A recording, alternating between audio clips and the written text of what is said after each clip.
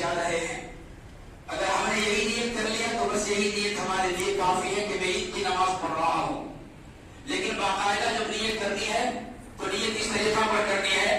میں نیت کرتا ہوں 2 رکعت نماز عید الفطر کی 6 تکبیرات زائدہ کے ساتھ جو واجب ہے پیچھے اس امام کے واسطے اللہ کے رخ میرا کعبہ شریف اللہ اکبر.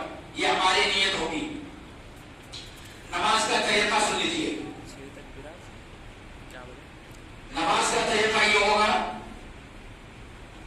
سب سے پہلی بار نیت کرنے کے بعد امام صاحب کہیں گے اللہ اکبر. اللہ اکبر کہہ کر کے آپ کو ہاتھ باندھ لینا اور ثنا پڑھنا ہے. ثنا پڑھنے کے بعد 3 تکبیرات کہی جائیں گی. پہلے کی جو 2 تکبیرات ہوگی اس میں اللہ اکبر کہہ کر کے ہاتھ کو کانوں تک لے جانا چھوڑ دینا. اللہ اکبر ایک تکبیر.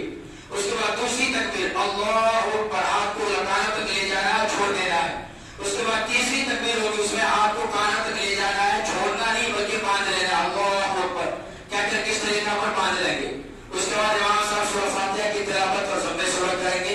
رکوع اور سجدہ کر کے دوسری رکعت کے لیے جو کھڑے ہوں گے تو پہلے جو ہے دوسری رکعت میں سورہ فاتحہ کی تلاوت اور ضم سورہ ہوگا. اس کے بعد 4 تکبیرات کہی جائیں گی.